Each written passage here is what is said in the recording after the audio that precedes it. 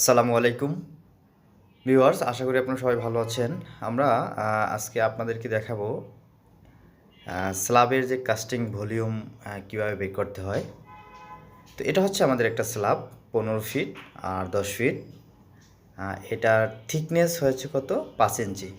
এখানে যে ঢালাইয়ের যে থিকনেস হবে সেটা হচ্ছে 5 ইঞ্চি। তো এটা আমরা কিভাবে বের করব?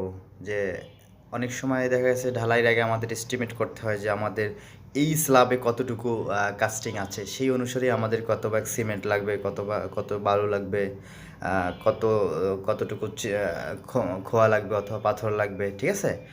তো আপনারা আমার এই সিস্টেম দেখলে অবশ্যই সুন্দরভাবে আপনারা নিজেরাই পারবেন। তো চলুন আমি আপনাদেরকে একটু দেখাচ্ছি। আমি এখানে করে রেখেছি, দেখুন এই যে কাস্টিং ভলিউম।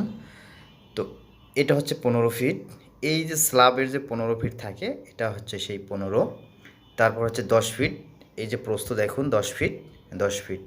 এরপর হচ্ছে 5 ইঞ্চি। এই যে দেখেন আমি এখানে থিকনেস লেখা আছে, আমাদের স্ট্রাকচারাল ড্রয়িংয়ে কিন্তু এই থিকনেসটা লেখা থাকে যে স্ল্যাবের কাস্টিং থিকনেস কত, 5 ইঞ্চি। এখন আপনারা যারা মিস্ত্রি ভাইরা আছেন অথবা যারা প্রজেক্টে নতুন ইঞ্জিনিয়ার, অনেক সময় এই এই এই ক্যালকুলেশনটাই ভুল করেন, ঠিক আছে? এটা হচ্ছে 5 ইঞ্চি। এই 5 ইঞ্চিটাকে এটা সহ একবারে গুণ দিয়ে ফেলান। এই যে 15 ফিট, 10 ফিট, 5, এটা দেওয়া যাবে না। এই 5কে আমরা ফিটে নিতে হবে। এই 5-এর এককটা ইঞ্চিতে আছে, ঠিক আছে?